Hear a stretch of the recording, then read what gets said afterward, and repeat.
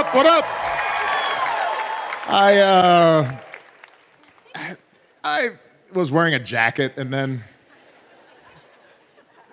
there was, this whole faux casual thing. And It's not faux. I've been this way my whole but then Alyssa did remind me, that the whole shirt sleeve, roll up the sleeves thing, that is your vibe. kind of the brand. That was your That's vibe. the vibe. Yeah. For this crew.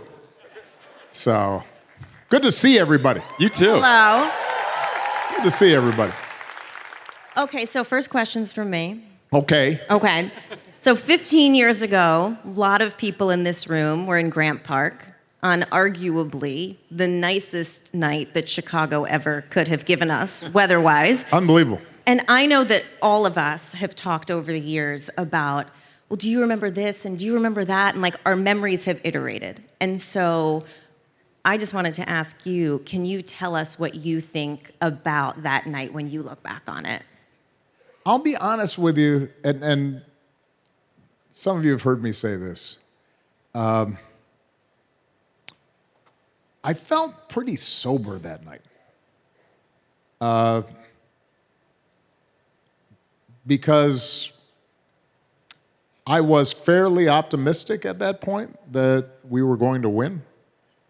And I had said to everybody on the campaign trail, to staff, that the point of winning was not the celebration, standing up. The point of winning was then to do the work. And I have to say that by the time the official announcement was made, I was already spending a lot of time thinking about the work. And so there was a satisfaction.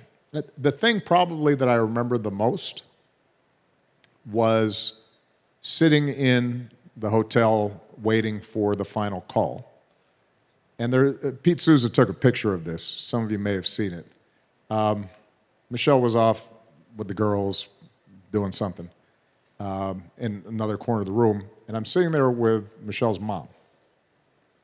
And we're just watching the television. And she's just quiet, and she's just sitting there. And I remember thinking to myself, what does this mean for her? Mm-hmm. She was born and raised in Englewood on the south side, had moved then to South Shore, married, raised a family. During her childhood, even her going or being taken to Marshall Fields or one of the department stores downtown, if she could go in, she wouldn't have been welcomed. She had family, people, smart, skilled tradesmen, some educators who could never aspire to do more than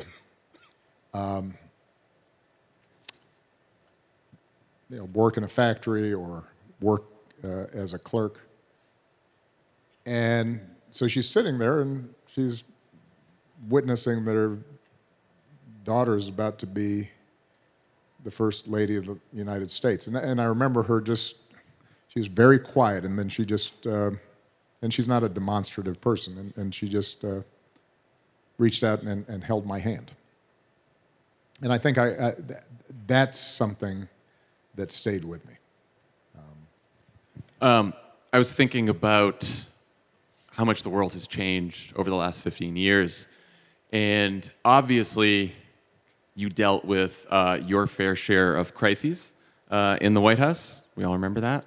But we were never living in fear that if we lost the next election, that we might lose our democracy. And obviously, that is a fear that is very much with us right now. And I know you've talked a lot about what it will take to protect democracy and That's involves policies that improve people's lives and structural reforms and strengthening institutions and winning elections. But you and I have talked a lot over the years about the power of a really good story. And I wonder if you were running for president today in this political environment, in this media environment, what story would you tell about why democracy is a better choice than what the demagogues and authoritarians are selling? So I think the starting point is to talk about the things that are uppermost on people's mind, to give you a permission structure to get to democracy, right? One of the things we learned about 2016 is if you are simply running against and fear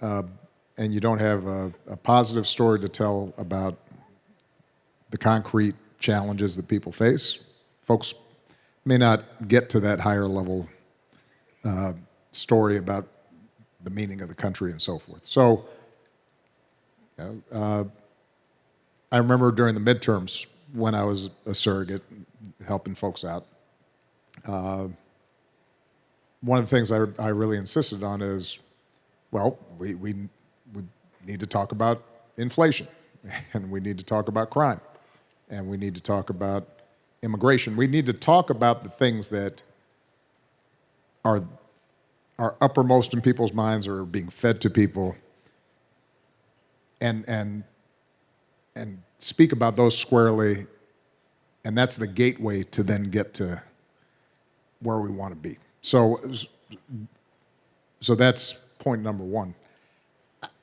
Look, if you think back to what we did in 08, 12, ideally when we were on our game during the course of the presidency, the story really didn't change about America.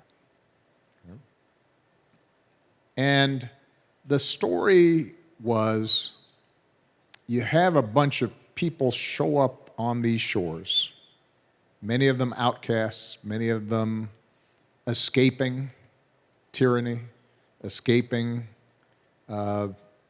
crushing poverty, escaping discrimination, escaping caste, and trying to make of their lives what they could. And even more importantly, trying to make sure that their kids had something different. And it was always from the very beginning, an experiment in overcoming the gap between ideals and reality. And democracy was never exactly as promised.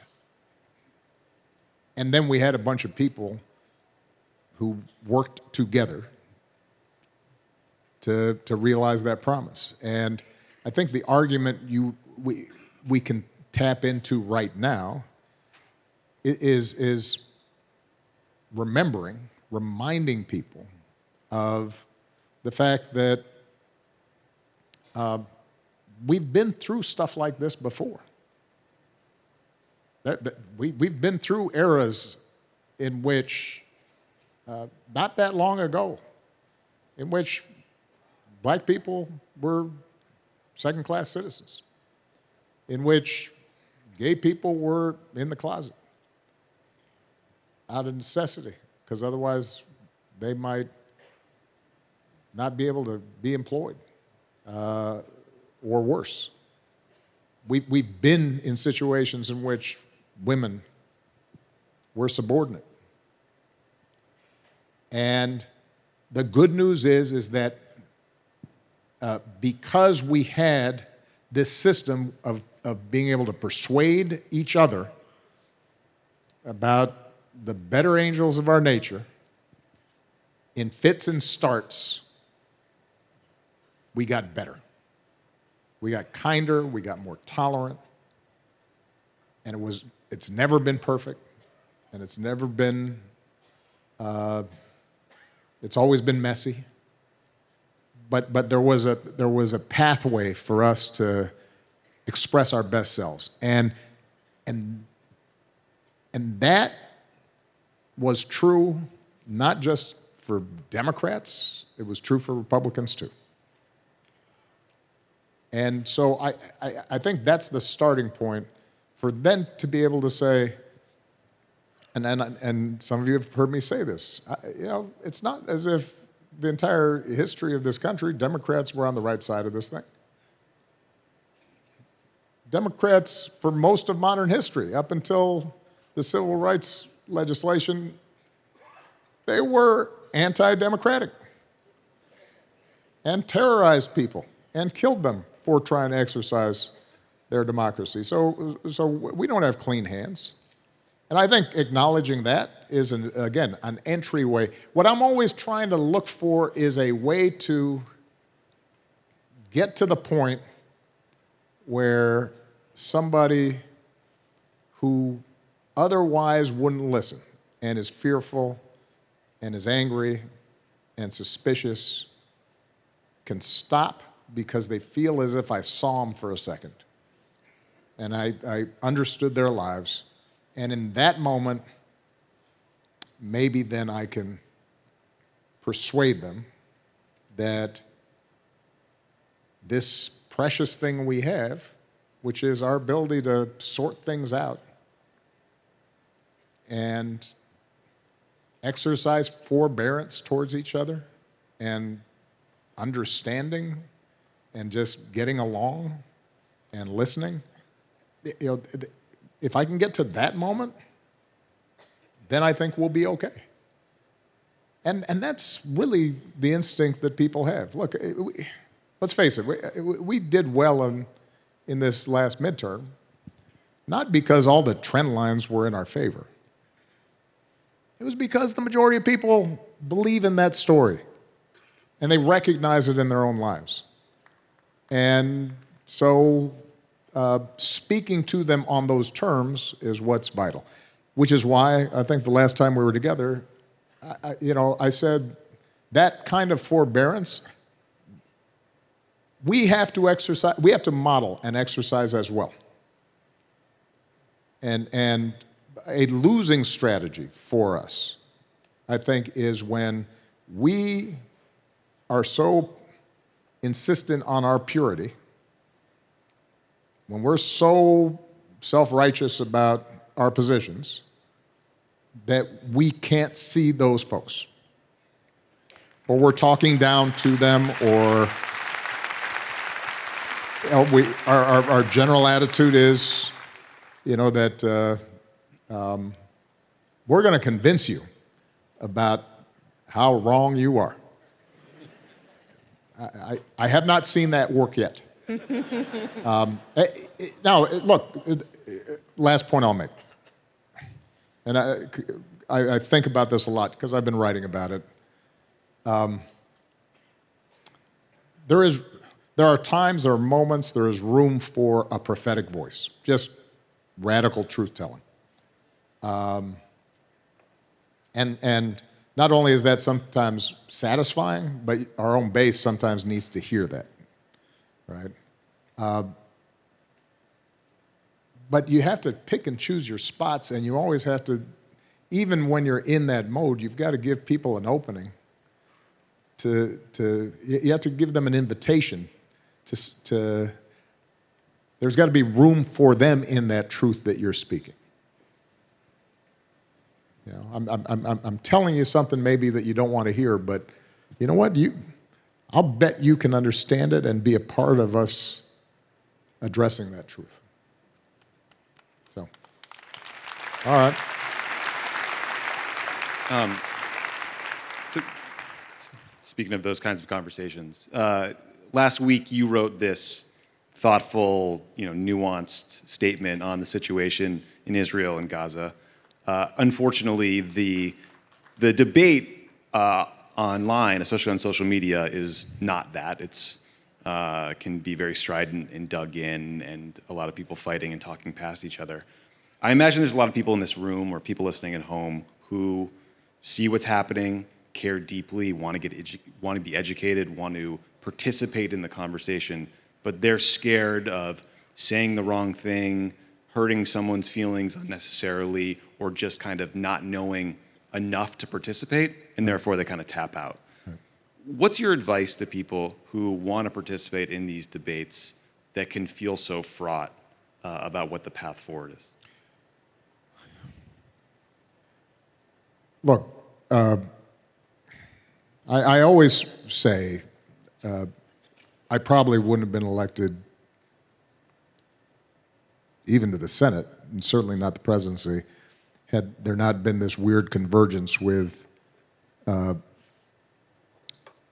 internet and early social media. Right? I was an outsider.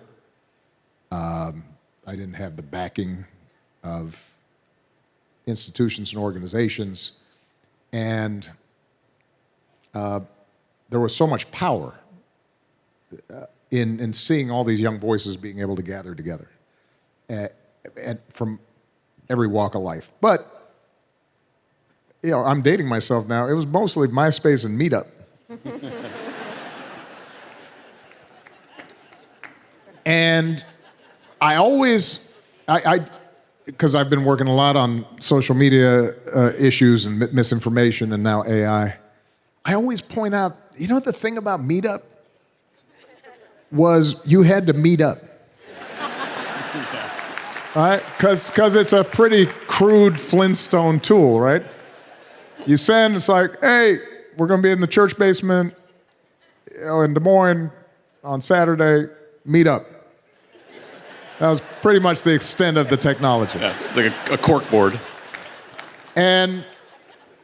But the reason I tell that story is that the power of meeting up is something that all of you will remember whenever we'd walk into a campaign office. Whatever your idea of what an Obama supporter was, when you got into the campaign office, just as was true if you went to a meetup meeting, is you've got a young black woman with a nose ring, and you've got some middle-aged white guy in a flannel shirt and a buzz cut who's a Army veteran, and you've got a Hispanic gay engineer, and the reason that was powerful was because you imagine at the first meetup meeting, okay, I've got an assumption about what an Obama supporter is. But then when I sit there, it turns out that that person's not actually completely like me. And if they're talking, that means that they've got some quirky ideas. And I promise you, you all know, we had some quirky volunteers. and had some who had some unexpected views that did not correspond to the litmus test of progressivism, right? The reason I'm telling that story is because what that allowed was for all of us to see each other in their complexity and then still decide, all right, let's work together. And then they had to all go out and knock on doors and meet people who were even more quirky, right? So, going back to obviously a serious question, there's no way to avoid, in this particular moment on this particular issue, after so much blood has been spilled against the backdrop of this history. It doesn't matter whether it's online or in person. There is going to be rage and anger and not just generational traumas, right? I mean, this is century-old stuff that's coming to the fore. And and you've witnessed the kind of worst cruelty and tragedy that can befall people involving children and spouses and grandparents. And passions are going to be high. But what I will say is that if there's any chance of us being able to act constructively to do something, it will require an admission of complexity and maintaining what on the surface may seem contradictory ideas. That what Hamas did was horrific, and there's no justification for it. And what is also true is that the occupation and what's happening to Palestinians is unbearable. And what is also true is that there is a history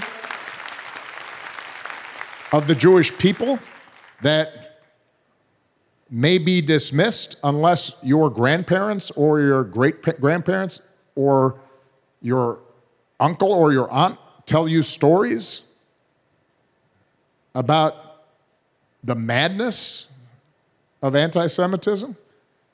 And what is true is that there are people right now who are dying who have nothing to do with what Hamas did. And what is true, right? I mean, we can go on for a while.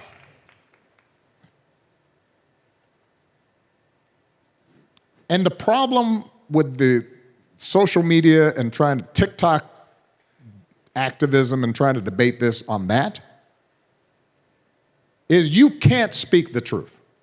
You can pretend to speak the truth. You can speak one side of the truth. And in some cases, you can try to maintain your moral innocence by virtue of just grabbing that slice of the truth. But that won't solve the problem. And so if you want to solve the problem, then you have to take in the whole truth. And you then have to admit nobody's hands are clean, that all of us have are complicit to some degree. I look at this and I think back, what could I have done during my presidency to move this forward as hard as I tried? I've got the scars to prove it. But there's a part of me that's still saying, well, was there something else I could have done? That's the conversation we should be having. Not just looking backwards, but looking forward. And that can't happen if we are confining ourselves to our outrage. And even what I just said, which sounds very persuasive,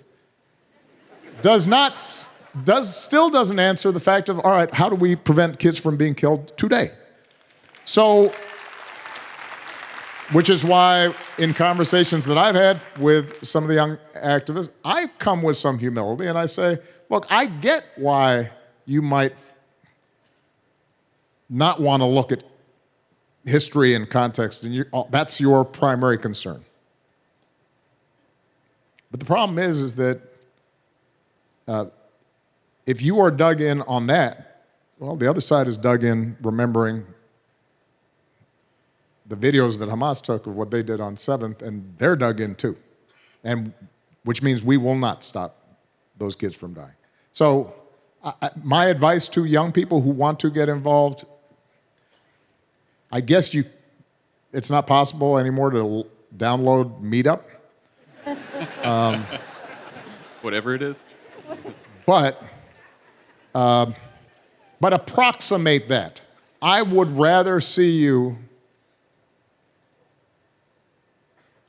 out there talking to people including people who you disagree with. If you genuinely want to change this, then you've got to figure out how to speak to somebody on the other side and listen to them and understand what they are talking about and not dismiss it. Because you can't save that child without their help. Not in this situation.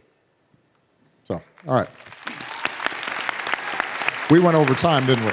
That zero's been on. Look. Come on, you guys know me. Don't bait me with a question like that and then think I'm gonna. This is why I could never win these debates. That's actually Dan's last question. Yeah. That's right. I mean, that's all right. Sir. Yes, sir. You sat down with us on your last full day in the White House, which is, I'm sure, how you planned to celebrate the end of your presidency. I did. You did. And in that interview, you talked about how you saw your legacy. And you said that you wanted your legacy to be not necessarily the policies you passed, but what the people who got involved in politics through your campaigns, your administration, were still doing years later to affect change. So here we are on the 15th anniversary of your election. Thousands of alumni are here. And I just wanted to close out here to get your reaction to what you see from what the people in this room are doing and how it makes you feel. I mean, I am beaming with pride. I'm listening to Jesse and Lauren. I've had a chance. Yesterday, obviously, I stopped by your drunken bacchanal.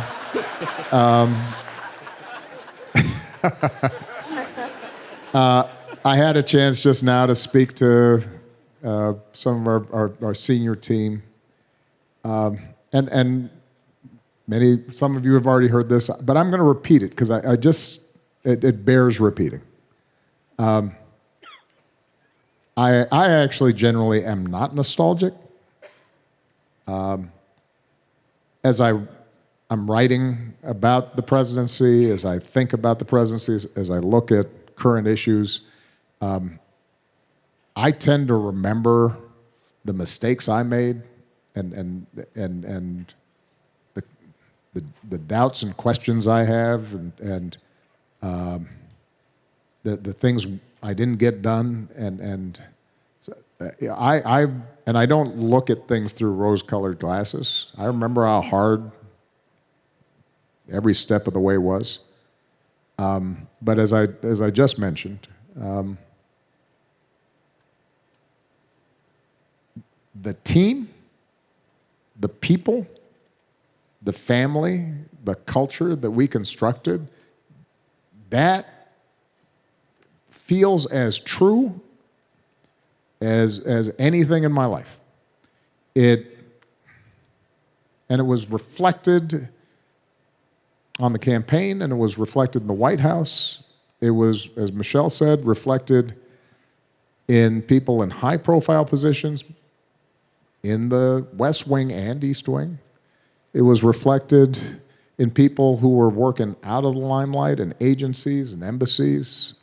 It was reflected by a bunch of kids dropped off in the middle of farms and communities that they had never imagined themselves being in. And yet somehow a bunch of 25 and some younger would persuade these communities that we had a chance to be better and listen to each other and treat each other with respect. And the fact that somehow that sustained itself across this many people, and this is just a fraction of the people who were involved, and that now is carried forward, whether it's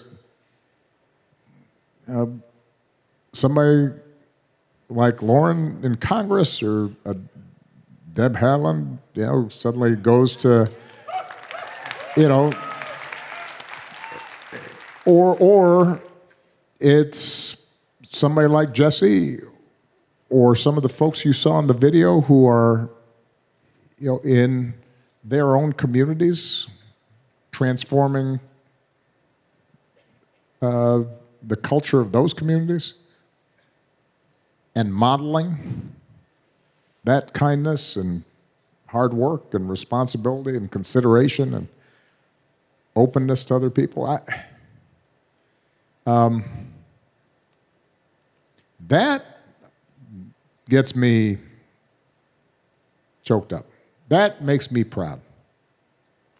And that is something that I think part of what sometimes all of us who were part of this struggle with is we know that's out there in the country, right? We can feel it. And we know that when people have a chance to feel that in themselves and in their communities and in their neighborhoods, they feel better than they do when they're angry and hateful and closed off and lonely and feeling victimized. We know that. And so there's a part of us, I think, sometimes we just are so often what we're trying to figure out is how can we remind people of that? Not any particular campaign, but the fact that honest human response is available to us and will ultimately save us.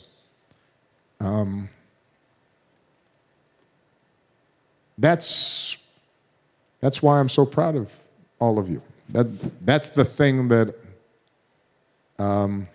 doesn't get old and stays with me and keeps me going.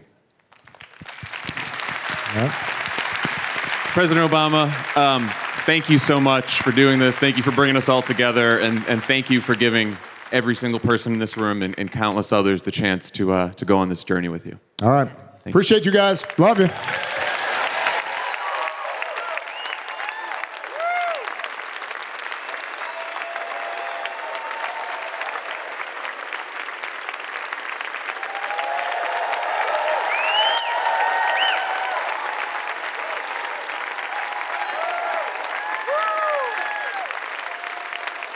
Today's presenting sponsor is Simply Safe Home Security. Have you gone to any football games this month? Yeah, okay. Not this month. What's November 1st? When you're out at the game, it's a great feeling to know Simply Safe is handling defense back home. Oh, It's good. these just get No, worse. it's good. Right now, you can get up to 50% off any new Simply Safe system. It was named the best home security of 2023 by U.S. News and World Report. Love it. Take it away. You know, a lot of these other security companies, they really hike the prices, but not Simply Safe. You got a linebacker at your house Yeah. for safety. That's right. And not so free It's nice safety. having Simply Safe watching this tight end. There we You know? go. That's what I'm talking Okay. about. I set up a Simply Safe okay. system all by myself. Worked great, incredibly easy to do. Once you do, you'll be really happy with it. It's incredibly reliable, incredibly convenient. The app is great, and it gives you peace of mind. Slot receiver. Hey. Plus, I like football. What? For a limited time, Pod Save America listeners get a special 50% off any Simply Safe system with a Fast Protect plan. Visit simplysafe.com/crooked. That's simplysafe.com/crooked. There's no safe like Simply Safe. This episode of Pod Save America is brought to you by Cariuma, the cool sustainable sneaker brand worn and loved by skaters and surfers and us. They're reimagining classic sneakers with you and the planet in mind. Guys, you know what season it is? Cozy time. It's cozy season. With over 40,000 five-star reviews, Carium has got you covered with elevated everyday styles and ultimate comfort. From crisp early autumn mornings to the first snowfall of the year, these sneakers will keep you feeling warm and looking your best. Those seasons really sound cool. Wonder what it's like to live in seasons. It must be nice. Grass is always greener, I guess. Cariuma is always keeping it fresh, collaborating with brands like Pantone, Hokusai, and Peanuts for unforgettable limited edition launches. A collection of colors is released in collaboration with Pantone every season, And the new fall shade releases are sure to become your go-to sneakers for the cooler days to come. Love Cariumas. Got some white ones at home. Got some gray ones. The two colors John likes It's my most. two primary colors. Yeah, what about you guys? I got everything. I got a gray pair of the Love It or Leave It I got a black rose-colored pair. ones and the Love It or Leave It black-colored ones. Damn Yep, right. yep, I got yep, ones yep. with pundit on them. Yeah. Cariuma is B Corp certified and has a dedicated reforestation program based in the Brazilian rainforest. Who are the co-founders? Quick, without looking. Oh, David and Fernando. Yeah, damn Tommy it. wins. Hey, B But- Corp. Well, we got the A team here. Hey. Yeah. This is the A Corp. Look around. Anyway, it's important for them to plant trees, and it should be important for you to plant them too, because they grew up in Brazil. They've already planted over 2 million trees to date. Not Wow. just David and Fernando. That would be a lot of work. a Just lot of Cariuma trees. in general. And all of you who've purchased Cariuma shoes. Now, for a limited time, Pod Save America listeners can get an exclusive 15% off your pair of Cariuma sneakers. Go to cariuma.com/crooked to get 15% off. That's cariuma.com/crooked for 15% off, only for a limited time. Pod Save America is brought to you by Brooklinen. One time I got a sweater that was for my aunt. You know what? You should have given me Brooklinen. That's right. Yeah. That's the secret to being everyone's favorite this season. You can unwrap the secret to better sleep with the gift of Brooklinen, home of the internet's favorite sheets. And your favorite sheets. Brooklinen's curated holiday gift guide has a range of high-quality products suited for the whole family, whether it's a hug and blanket form or a whole spa day wrapped around your body.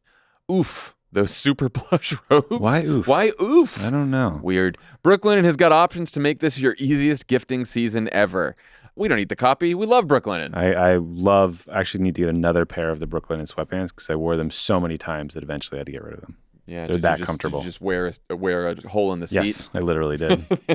I've been there. And the blankets are great. The sheets are obviously wonderful. Everything's great. So check out Brooklinen's holiday assortment in-store or online at brooklinen.com. That's BROOKLINEN.com and use code CROOKED for $20 off your order of $100 or more. That's BROOKLINEN.com. Use promo code CROOKED for $20 off. It's election day, where Ohio will vote on a ballot measure that would protect abortion access. Virginia will decide whether to give Republican Governor Glenn Youngkin the Republican legislature he needs to ban abortion. Kentucky will decide what polls are now showing is a very close race between Democratic Governor Andy Beshear and Republican anti-abortion extremist Daniel Cameron. And Mississippi decides whether to elect a Democratic governor for the first time in 20 years. If you live in these states or other places with elections on Tuesday, go vote. Pennsylvania, Supreme Court. Thank you, See, Tommy. big election There's there. some New York City elections as well, local elections there. There's elections, people. If you need more info, if you want to know whether there's an election near you or how you can help, head to votesaveamerica.com as always, and we'll be breaking down all the results later this week. All right. Let's get to the rest of the news. Okay. We are a year out from Election Day 2024, and the New York Times is kicking off the party with a new poll of more than 3,600 registered voters. It's a big sample across the 6 most competitive battleground states that show Donald Trump leading Joe Biden by an average of 48 to 44%. So they did 600 voters per state. Trump is up 52-41 in Nevada, 49-43 in Georgia, 49-44 in Arizona, 48-43 in Michigan, and 48-44 in Pennsylvania, with Joe Biden leading only in Wisconsin by 47 to 45%.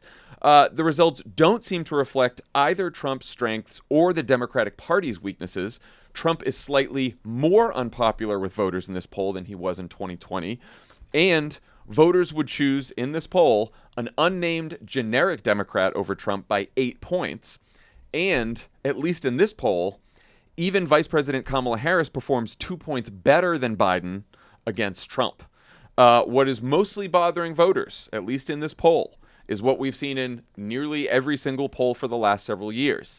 Biden's age, his handling of the economy, and his ability to do the job. I'll stop there so you two can get in on the fun. And maybe we can start with your takes on the reaction from the Biden folks and some Democratic strategists, which I'd summarize as it's one poll. Obama was in a similar spot back in 2011.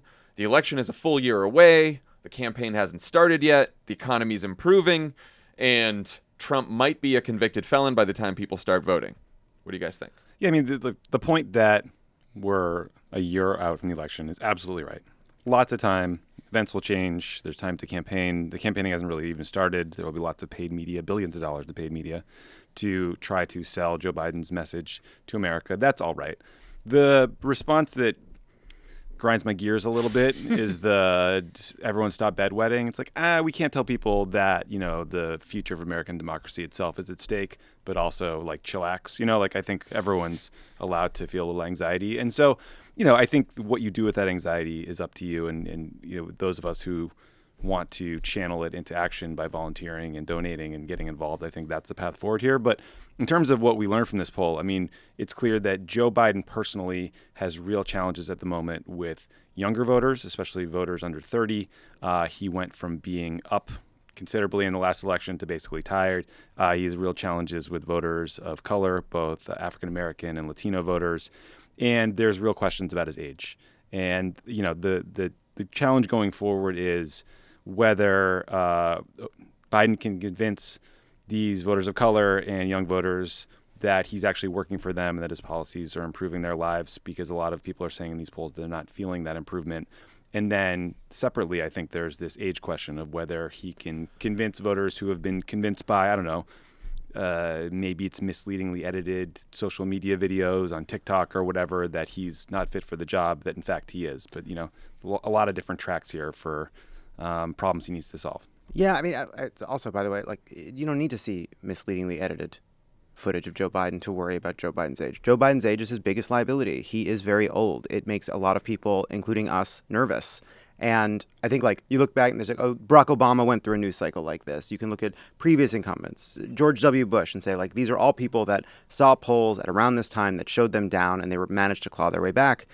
The uncertainty in all this, which I think is a reason for a lot of grave concern, is the effort you can make in the ways that you would in any race to close some of these gaps around making sure people understand your accomplishments, making sure people understand the threat that Trump poses. I mean, one number that I think is really bad in this poll, but is actually in a strange way like a glimmer of hope, is it says only 46% of voters say Mr. Biden has the proper temperament to be president, barely higher than the 43% who said the same of Mr. Trump. Like, you can look at that and say, hold on a second, look how badly Biden has lost his edge. But then you say, reintroduce people to the Donald Trump they know and hate, and all of a sudden you'll see those numbers come down. But what we don't know is, okay, you've done that. You've made a case for Joe Biden and his accomplishments, his legacy as president. You've made a case against Donald Trump. Does the age factor continue to matter in a way that you can't control for, in a way that you can't change? Is it an unwinnable assignment to overcome the age question? That is, I think, the fear.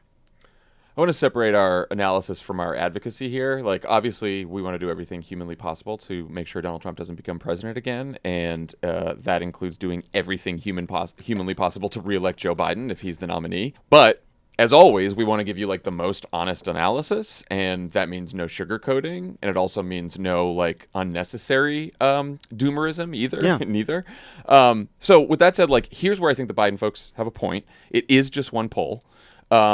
Even excellent polls, which I think the New York Times Siena poll is, can only tell you about how voters are feeling at that given moment. And this happens to be a moment where the U.S. and the world are in turmoil. And Barack Obama did have approval ratings that were almost as bad as Biden's 1 year out from the 2012 election. But here's where I disagree with some of the rosier analysis. The polling averages all show Trump slightly ahead right now, not just this poll. And you can, a lot of people were like, the Susquehanna poll last week had Biden up 7. It's like, yeah, it did. But when you average all the polls, Trump is slightly ahead. Unlike Barack Obama, Joe Biden's approval rating has been stuck in the low 40s for 2 years now. 2 years. That was not the case with Barack Obama. It went up and down, up and down. For Joe Biden, it was in the low 40s when other Democrats not named Joe Biden overperformed in the midterms. Midterms where the New York Times poll basically nailed the results of the most competitive Senate races, and where most of the polls that weren't done by partisan Republican firms were also pretty accurate. Polls did not predict a red wave in 2022. The political coverage suggested a red wave. The nonpartisan polls were actually really good. And when Nate Silver wrote his trollish "Is Obama Toast?" piece in the New York Times that everyone's citing from 2011, this is what the polls in the months of November and December said about an Obama-Romney race when Nate had that headline. Obama plus 6, Obama plus 6, Obama plus 4, Obama plus 1. There were 13 polls in those months. Only 2 had Romney ahead. The rest all had Barack Obama ahead. And like the other challenge, the age challenge, obviously, inflation has come down, prices have not. And so the problem is, like, you know, you're pissed about a $15 cheeseburger. The $15 cheeseburger is no longer, the price isn't going up anymore, but it's stuck at $15. But it's not going to be 12. Yeah, it's not going to be 12. That's the issue. And that is a source of real frustration for people. Yeah, I think people say, oh, it's just one poll. Yes, it is a snapshot, and polls catch people at a moment in time. What I find, to your point, this poll is a reflection of a lot of other polls. This poll is not an outlier of what we're 100%. seeing. It is. Oh, yeah. It is. That's what I'm saying. It's the yeah, no, average, I'm yeah. saying. So it's like, yes, you can view this as a snapshot in time, but you can't say, oh, don't worry about one poll. Because this poll is capturing a mood, is capturing a feeling, it is capturing a result that we've seen across the board. Yeah, in the interest of not sugarcoating it, I mean, the sort of biggest things that worried me are on the economy, a majority of voters say Biden's policies have personally hurt them, but they think Trump's policies helped them. So that means that 59% said they trusted Trump over Biden on the economy. It was 59% to 37%. That's a pretty large deficit on the economy.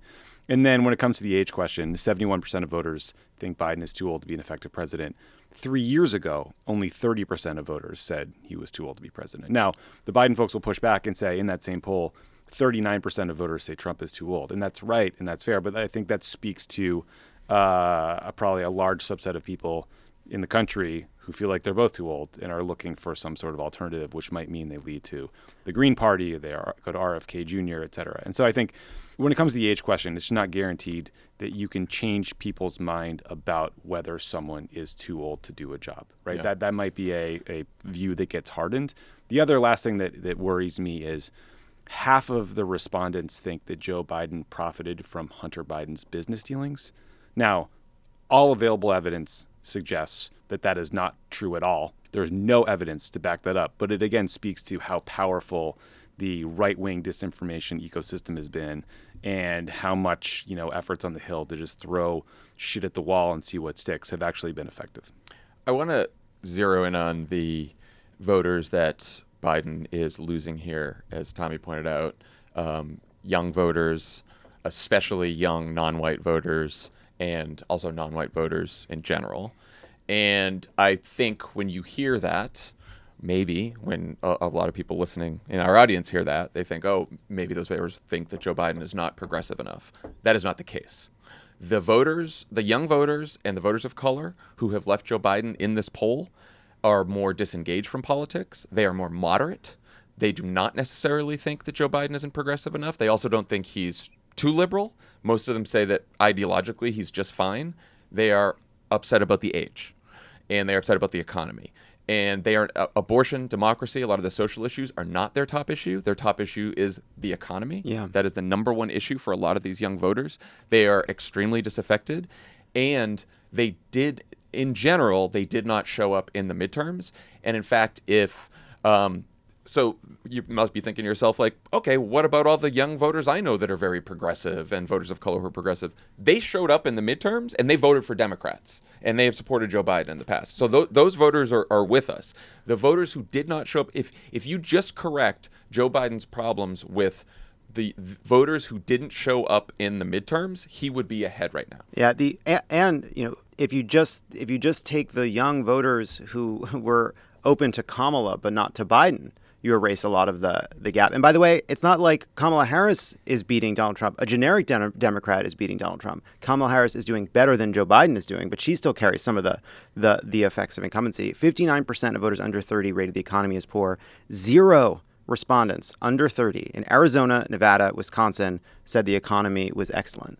The other thing about this, too, is the message that's driving the midterms right now, trying to turn people out against right-wing extremism and turn people out in favor of abortion, which helped a great deal in the midterms. These voters that we need to bring back aren't the kind of voters who turned out in the midterms. Now, the question is, are they people that are receptive to an argument around abortion and democracy, but it hasn't reached them yet? 40% of voters who picked Trump in this poll said that abortion should always or mostly be legal, and they picked Trump anyway. And so what is it that we need to do to reach those voters with a message around abortion? Or is it that questions around this, we've talked about this before, like, we have this belief that this argument for democracy is really effective. It is for a certain segment of voters, particularly engaged people. And also, by the way, for a lot of like moderate, older voters that are the kind of people that have come to Joe Biden. But for younger, disaffected voters, we're making an argument for democracy in a democracy they don't feel is working for them. So what is it you need to do to make that case around abortion, around democracy, and around basic economic issues to bring those people in a way that we're currently not doing? Because clearly there is something really missing here. You got a real Nevada problem. Well, 17% of Nevada Democrats said they'll vote for Trump. also the most diverse state. Yeah. And it's very odd how, for the first time in a long time, racial polarization has gone the other way in this poll. So someone was like, people are, rightly questioning, like, well, then why is Biden leading by 2 in Wisconsin? Wisconsin was a tight state. Wisconsin's the whitest and one of the older states. And he's doing the next 2 best states for him are Michigan and Pennsylvania. And those are also pretty white states, but except for the areas around Philadelphia and Detroit, where he's not doing that well. And there's subsequent survey data that was done after this New York Times poll that suggests that Biden has some real problems with Arab American, Muslim American young voters in Michigan that I think is just something to keep in the back of your head. The other interesting thing is when Biden is doing better in this poll with likely voters than registered voters. And if you just go by likely voters, he actually catches up to Trump in Michigan, and then he does better in some other ones. And that's part of this is, and Nate Cohn goes into this in the polling analysis, which is like some of these younger voters, when you asked them the first time, do you pick Biden or Trump? They said neither. And then it was only when you push them, they said, maybe Trump, but they don't really love Trump either. They're not like sold on Trump. And the question is, do these voters just stay home in 2024? And so we also could be headed for a very bizarre situation where a lower turnout election helps Joe Biden, which is, again, one of the reasons why Democrats did so well in the midterms, because the type of voters who show up in the midterms, college educated, in cities, suburbs, like those are now more Democratic voters. And there's also, look, young people are not suddenly discovering that they're open to Donald Trump. This poll, to me, is a little bit of a bizarre version of what we started to see in 2016 and didn't really accept as what was happening, which is this idea of Trump as just like this like giant middle finger you can pull like a lever. Like, are you for Joe Biden? Are you for Donald Trump? I'm for neither. Well, you have to pick. Fine, then fuck you. I'll vote for Donald Trump. Yeah, so there could be that, or it could be serious. Or we don't know. We don't know. The one thing I would say, look, I think we've done our penance to the pessimism gods. I think we've paid our respects. The fire is burning. I know. It's just real analysis. I know. No, I know. I'm agreeing. I'm glad we're having this conversation. There was one piece of this is I think like there was a little note of hope. Little, Oh, I have a couple. Yeah, I have a couple. Oh, I'm okay, getting to the good side. Okay. Well, just that one I thought was interesting is that if Trump is convicted of a crime, 6% of voters across Arizona, Georgia, Michigan, Nevada, Pennsylvania, Wisconsin said they would switch their votes to Biden. Which would change this entire poll. It's not just barely. Gets to 49% Biden. 40? No, that means so it goes from Trump 48, Biden 44 to Biden 49, Trump 39. It's a ball game, but it's not even a majority of the countries. No, but that's all. I know 6% sounded small, but then when I look at when you actually look at what happens in each state, Biden's winning by double digits in every state. It's the 49 is from people who switch from Trump to Biden, and also Trump voters who go to third party. But what I was going to say about that is, okay, people are very bad, I think, sometimes at imagining how a changing circumstance will change how they feel. You'll see one number that I think was quite abysmal that I don't take very seriously is where people say they would never do this or never do that. There's several of our presidents have been people who have had polls that said more than the majority would never support them. But the fact that even just imagining it, there are 6% of people who switch tells you that like the impact of what happens with Donald Trump is convicted could have like a massive shift in polling. It is the biggest source of optimism in this poll that if Donald Trump is convicted, but it also speaks to all of, we say it a million times, but like all of us who pay such close attention to politics and are like news junkies, like most voters are just normies. They don't pay that close attention to politics, and so you know what? that because we're all like, how could they see that Donald Trump did this and said this, and how could they still vote for him? And like, they're not paying that close attention. They forget pretty easily.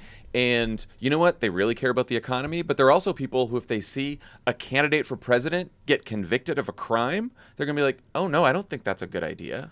I don't want to vote for that person. I'm pretty unhappy with Joe Biden. I think he's a little too old, but this guy's a criminal. Like, it does make sense that like whenever you're confused about the electorate, just think like, what are normal people who don't pay close attention to politics thinking right now? I will say I had that thought, and then I gave myself another anxiety thought, which is, okay, there's a huge concern among young people that Joe Biden is too old, and that is especially pronounced among people who are disaffected and don't pay close attention. Mm-hmm. Over the next year, if they do start paying closer attention, if the coverage starts shifting to a head-to-head race between Donald Trump and Joe Biden, is Joe Biden on the campaign for the next 11 months and 29 days, is that going to leave people reassured around his age, or is that going to bring more attention, especially given the way it's edited and shared on social media, more fodder for people's deep concerns? That's up to him in the campaign. Yeah. The other sign of optimism is, look, like the voters that are giving Trump the lead in this poll are voters that have typically supported Democrats and just supported Biden, in fact, by large margins, right? Young voters, black voters, Hispanic voters. So in theory, these are easier voters to win back for Joe Biden, right? Like the idea that Donald Trump could get 20% of the black vote, something that has not happened with, forget about Donald Trump, any Republican president in the post-Civil Rights Act era, like that would be, and you know, Nate Cohn says this in the analysis, it would be like a earthquake in American politics. And it is probably unlikely, right? Now, Donald Trump can still win without 20%. He got 8% last time. He could get 9, 10, 11 and probably win that way. But it does speak to the idea that once you, like Tommy said, throw $1 billion into a campaign, start a campaign that reminds people what they care about, what Donald Trump is all about, what Democrats are all about, what's at stake for them in their lives, like the numbers could start shifting. That's the other thing. And the other look, an unnamed generic Democrat led Trump by this poll by 3 in 2019. Now the unnamed generic Democrat leads Trump by 8, right? And that just goes to show that like Trump has become less popular from between 2019 and now. The problem is Biden led Trump by 2 in 2019 in this poll at this time, and now loses by 5. So it is a Biden issue. Yeah, and just the other piece of this too is, people do not, again, this is not a poll that shows Donald Trump's strengths, it shows his weaknesses. People that are choosing between two options they're extremely unhappy with are not making a firm and solid choice. They're not, this result may mirror a lot of polls in the past, but it's not stable because people's decision is firm. It is stable because people are really unhappy with their choices and they continue to have that feeling. So our pal David Axelrod caused quite a stir when he said that Joe Biden needs to decide whether it's in his best interest or the country's best interest to keep running. What do you guys think of Axe's Twitter thread there? I mean, let's just start with the fact that David Axelrod is like a good person who genuinely cares about the future of the country, and he's not doing this to be a dick or because he wants to hurt Joe Biden or any other nefarious reason. He's just worried like everybody else. I think what is so hard about this situation we're all in is nobody wants to make the mistakes of 2016 again. Nobody wants to, convince themselves that, there's no way a Democrat can lose Pennsylvania, or there's no way that Hillary Clinton can't win to someone as terrible as a human being as Donald Trump. But so we're going to all get asked the hard questions and kind of speak truthfully about these polls. But you also don't want to contribute to Joe Biden's political problems by helping generate unhelpful narratives about his candidacies, right? So that's the push and pull, the hard place we're all stuck in. But at the end of the day, unless you're a Dean Phillips supporter or you're excited by Marianne Williamson, there's no one else in the Democratic primary for you to vote for.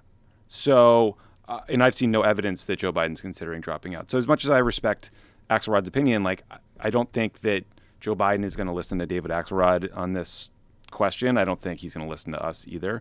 I think there's probably a very small group of friends and family and advisors that Biden may or may not talk to about a question like this. And so, I get where Axe is coming from, but I also get why the White House is frustrated that he tweeted it, you know?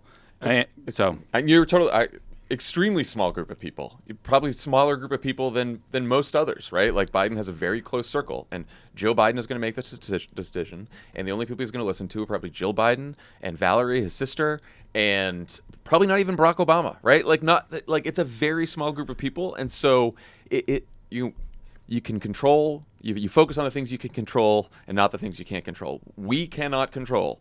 We're not going to get like a hashtag trending on Twitter to get Joe Biden to step aside. Like, we cannot control this, right? And Axe can't control it. No one can control it. So it's got to be something that he decides. Now, if he did decide at some point to step aside, then you have Kamala Harris, who's still in this poll losing to Trump by just almost the same as Biden. She's doing slightly better. And then you've got Gavin Newsom, Josh Shapiro, Gretchen Whitmer, J.B. Pritzker, maybe Raphael Warnock, none of whom have been tested on the national stage or even in the polls yet. They'd have to get on the ballot in most primary states this month. Then when are the debates? When and how do they all raise money? How's everyone supposed to choose between them by January, February, or March when these primaries are? Now, I'm not saying that's all impossible. It can happen. But the alternative scenario where Joe Biden steps down tomorrow brings a bunch of challenges on its own that I think we should just beware of before everyone's like, oh, that would be the saving grace if he just stepped down. Like, there's a lot of challenges to that at this point too. I was really very late. One reason Joe Biden is president is because he didn't listen to the people who told him why he couldn't be president. That goes through his head all the time. And it goes through his staff's head all the time, and I get it. And it's right. And never, Ron Klain said this: never underestimate how much people will underestimate Joe Biden. I think that's true. I think about that. I think about that in my own reaction to this because I have this. We all have these. We're all in conversations. Everyone listening to this show is talking to people about their concerns about this, and their concerns that as much as they are worried about Joe Biden's age and his liabilities, that you don't feel certain that you would want to live in a world tomorrow where Joe Biden said he wasn't running, and all of a sudden, not the fantasy of a perfect alternative, but the reality of a messy and very quick and very contentious process to choose an alternative is suddenly what we are dealing with. I don't know what that's like. Neither do you. Neither does anybody. And so I don't know. Like, Democrats, we get along. We don't fight. I'm sure a primary that lasted a month or two, I think it would go well. I have to say, I'm if Joe Biden did decide to drop out tomorrow, and I'm not saying I'm calling for him or I want him to or anything like that, but if he did, I'm actually fine with a messy primary. I think messy primaries are good. It gets a lot of attention around Democratic I ideas. am too. I'm it's just kidding, totally fine. It's just, it wouldn't be simple. No. If you jumped in tomorrow, you already wouldn't be on the ballot in Nevada and New Hampshire. And you have to get on the ballots in Alabama, Michigan, and South Carolina by the end of this week, and California and Florida by the end of the month. So it's an incredibly complicated piece of business. And that's why I think people find Dean Phillips so fucking annoying. Because even if people were like hungry for some Dean Phillips in their lives, he should have done this a year ago, not a week or two ago. And also start playing out. They're all going to want to differentiate themselves from each other on issues. The progressive base activists are still going to be there demanding certain positions. Just as an example, everyone gets in, Joe Biden gets out, and suddenly it's like, who's going to call for a ceasefire, right? And which of you are going to call for a ceasefire? Who's going to say no more aid to Israel, right? And then you're going to start dividing up that, and like things are going to get, and that's just one issue. Don't threaten me with a good time. I know, I know. But I'm saying that's just one issue, right? Like there's a whole bunch of other issues that are contentious, and suddenly we're like off to the races. I agree, Tommy, that like I do not fear primaries. I never have. But it's a scenario that's not without challenges. I think that like, why didn't somebody else jump in? We've talked about this a million times. Why didn't somebody else jump in? I think it's not just because people were afraid of. Look, it's 44 years. This is Tuesday. It is 44 years to the day since Ted Kennedy decided he was going to challenge Jimmy Carter. I think that looms over a lot of this. People are worried that they would jump in, lose, and leave behind a weakened Joe Biden. But underneath that is also, I think, the reality that, look, even Axelrod, when he was asked about this by the Times, he obviously did an interview after, and he said, give me Joe Biden's record, chop off 10 to 15 years, I'd be really confident, right? Dean Phillips goes... Me too. We all would. Dean Phillips goes on television and says, I'm not running against Joe Biden, I'm running for the future. Okay, what? Why? What's different? Why are you better? Why? And Dean Phillips kind of proves the point of how the the alternate scenario is not the easiest either. Yeah, Barack Obama can challenge Hillary Clinton, and he can use a generational frame, but that's as an avatar for deeper cultural, political, ideological differences. Which he laid out over the course of a campaign. The key one being support for the Iraq War. Of course. Yeah. Dean Phillips is out there having voted with Joe Biden 100% of the time, saying I'm better than him. Why? Yeah. I just like, we are in 1 year. I think so. Right. In 1 year, there's 4 boxes. One of them is Joe Biden wins. One of them is Joe Biden loses. One of them is somebody else wins, and one of them is somebody else loses. If Joe Biden stays in the race, people will look back at this moment and say, "I told you so." If Joe Biden gets out and a Democrat loses, people will look back at this moment and say, "I told you so." I don't care about "I told you so's." Yeah. I just think collectively, we have to be honest about our own uncertainty and anxiety, that it is legitimate, that it is real, but that nobody has an easy or simple answer. Yeah. And you know what? And I actually don't worry about the conversation and having this conversation. No. And I don't really worry about Axe's tweet because we just talked about the voters who are worried about here. They are not paying attention to this. No, They have no idea we're having this conversation. It's just the freaks right now. just us freaks. It real, and like if Joe Biden goes through and he's running and he's the nominee, we're all gonna just do every fucking thing possible to get him elected because Donald Trump in a second term is fucking terrifying. I had a very smart, very thoughtful reporter today ask me if Barack Obama commenting on the situation in Gaza created political problems for Joe Biden. And I very, very confidently said, no, the situation in Gaza creates political problems for Joe Biden, right? Because that is the core thing. So that ridiculous. The people, no, I'm sorry. Look, I know. It's It's a DC story from a DC outlet. So it is what it is. But it's like, yes, in terms of the things that actually move people, the voters are actually paying attention to, it's not going to be this debate we're all having. Yeah. Pod Save America is brought to you by Policy Genius. The holidays not only allow us to spend time with family, but are a reminder of how important our responsibility is to protect them. Life insurance is an easy way to give your family peace of mind. It provides a safety net, so if something were to happen to you, just something, your family can cover expenses while getting back on their feet. Luckily, Policy Genius helps you compare your options from top companies, and their team of licensed experts are on hand to help talk you through it. Even if you already have a life insurance policy through work, it may not offer enough protection for your family's needs, and it may not follow you if you leave your job. With Policy Genius, you can find life insurance policies that start at just $292 per year for $1 million worth of coverage. Some options offer same-day approval and avoid unnecessary medical exams. Your family deserves peace of mind. A life insurance policy through Policy Genius can give it to them. Head to policygenius.com to get your free life insurance quotes and see how much you could save. That's policygenius.com. Pod Save America is brought to you by Field of Greens. The shredded lettuce in a double-double and the fruit filling in a donut are awesome, but they don't count as one of the 5 recommended daily servings of fruits and vegetables. Mayo Clinic says if you want to help prevent heart disease, lower blood pressure, and cholesterol, you should eat 5 servings of fruits and vegetables every day. Unlike other brands, each fruit and vegetable in Field of Greens was medically selected by doctors to support your vital organs, like your heart, lungs, kidneys, and immune system. Flu season is here, which means you need to stay healthy. Field of Greens can help you do that. Field of Greens works fast. You'll feel better with more energy, and you'll notice your skin, hair, and nails will look healthier too. What other supplement can promise that you help your nails look better, huh? I don't know. Not this one does. Just Field of Greens. I've been using Field of Greens all the time. You just Blend it in with a smoothie in the morning. That's one great way to do it. Or you can mix it in with some water, however you want. It's great. Tastes great. Keeps you healthy. Gets you all those vitamins and vegetables. Let us get you started with 15% off your first order. Visit fieldofgreens.com and use promo code CROOKED. That's promo code CROOKED at fieldofgreens.com. Fieldofgreens.com, promo code CROOKED. Pod Save America is brought to you by Stamps.com. Stamps.com has been helping businesses like yours save time and money during the holiday rush for 25 years with easy access to USPS and UPS services and premium rates for all your postage needs. That's why we've used Stamps.com since our early days here at Crooked Media. From the beginning, we've been using Stamps.com here. We love it. With Stamps.com, all you need is a computer and printer. They even send you a free scale, so you'll have everything you need to get started. Now taking care of orders on the go is even easier with Stamps.com mobile app.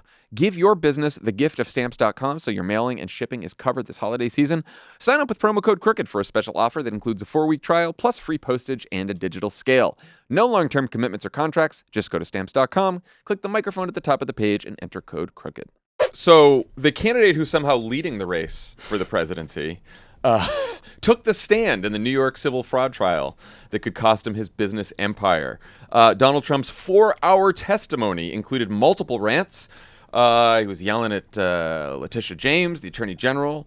He was yelling at the judge. The judge at one point asked Trump's lawyer to control his client. At one point told Trump this isn't a political rally. And then, of course, Trump couldn't help but talk to the cameras as he left the courtroom. Let's listen. I think it went very well. See what a scam this is? This is a case that should have never been brought. I don't have to be here for the most part, but I sort of do have to be here because I want to be here. This is I think it's a very sad day for America. I just think it's like, seems like he's really impressed the guy who's going to decide how much money he has to pay, huh? That's what I keep coming back to that. There's no jury. Not a jury trial. There's no jury.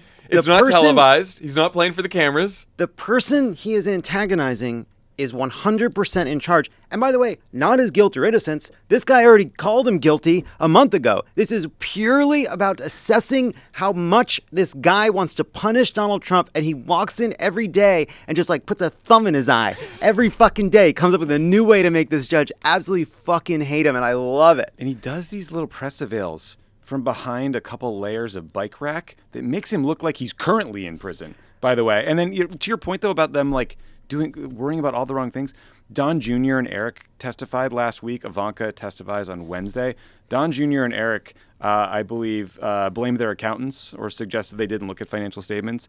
But then Don Jr. went on social media and basically spent 3 days whining that Sam Bankman-Fried got like a weirdly hot courtroom sketch and that Don Jr.'s made him look ugly. And it's like, hey, man, maybe focus on the fact that SBF is going to go to jail for a very long time, and you don't want to do that either. That courtroom sketch, though, that was wild. It was weird. That did not look like him. Yeah. No, it did not. Anyway, that's just an aside. I don't like. I know that sometimes we assign strategy to Trump, and even if it's not like a well thought out strategy, it's like he's got like a good instinct, or he's got an instinct for being a showman or media, or whatever. But like, this is not instinct pissing off the judge that's going to decide how much you owe. This is him being an undisciplined fuck. Like he's just like the guy. When he walked into the courtroom and they asked him questions, he did he pretended he was like zipping up his mouth, right? Because he's under a gag order. So he like knew that he shouldn't do this, and then he just can't help himself. This is why we got to get him out on the campaign trail again. Got to get him out there, cover him all the time. The guy can't help himself. He always falls back into the undisciplined Donald Trump that screws himself. Well, it's also like it's very much like an inner monologue that then pops out. So he's on the stand and he said about the judge. He said, "He called me a fraud and he didn't know anything about me," Trump said, referencing the judge who's in the room. First of all, rude to talk about somebody in the third person when they're sitting there. Absolutely. But then the judge retorts, "Read my opinion, perhaps for the first time." That's a good one. The New York Times live blog pointed out that he even embarked on an impassioned ode to his Scottish golf course, calling it the greatest golf course ever built. Again, who is that helping, Don? I know. So, in case voters aren't put off by electing a convicted felon who tried to overturn the last election, perhaps Trump's plans for a second term will give people pause. The Washington Post reports that Trump intends to use the Justice Department to not only investigate Democratic opponents like Joe Biden and his family, but also former allies who've turned against him, like Bill Barr and John Kelly. He's got the whole list.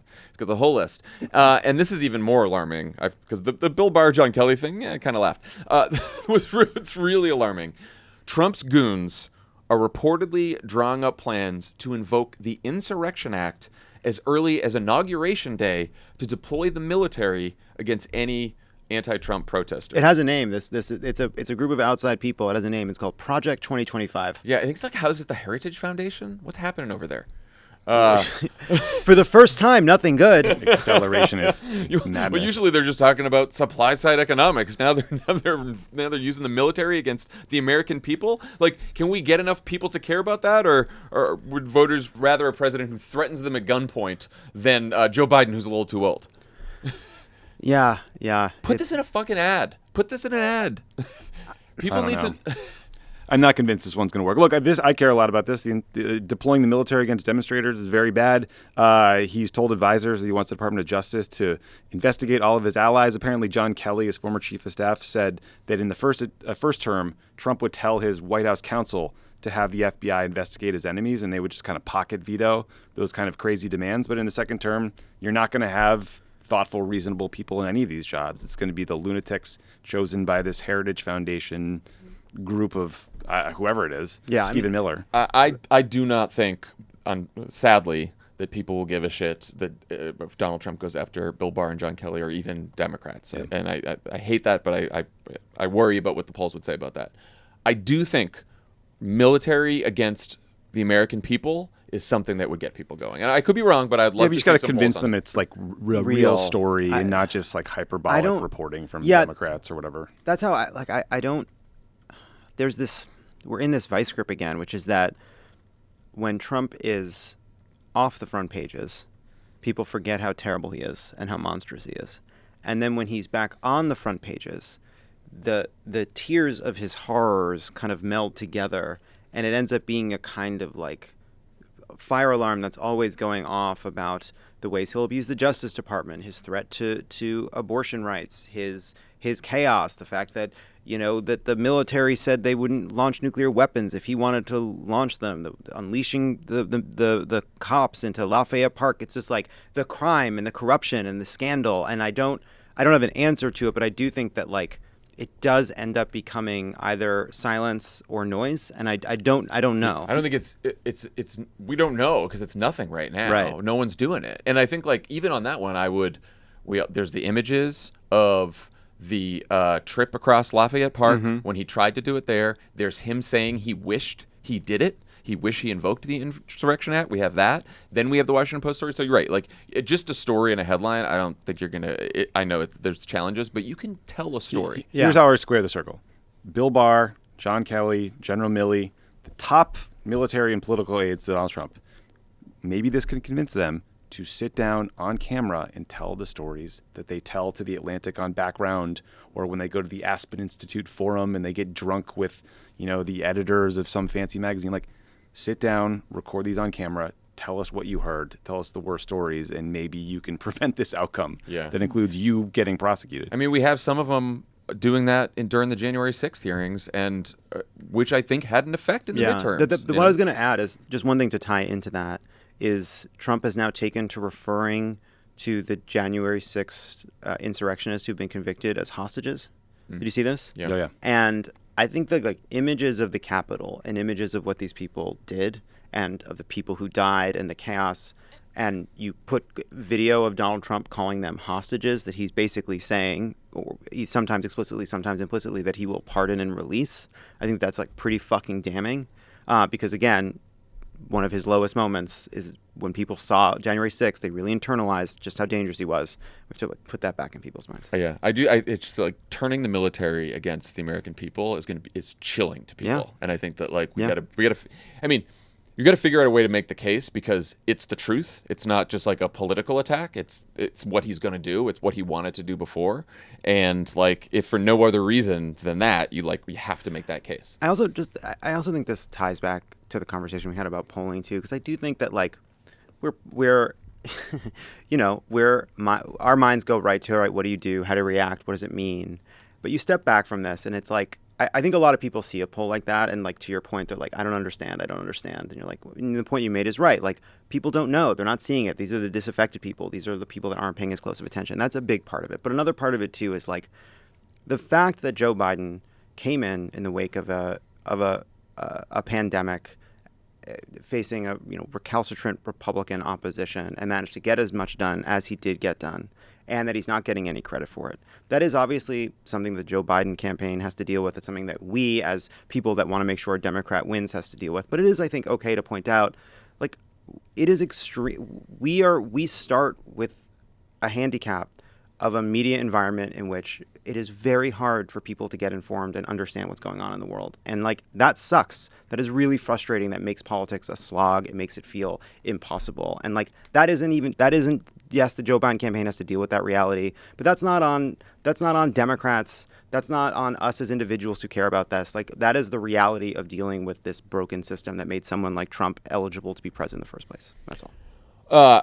Let's not forget that if Trump wins, it's very likely that Mikey Johnson remains Speaker of the House. And the more we learn about this guy, weirder he gets.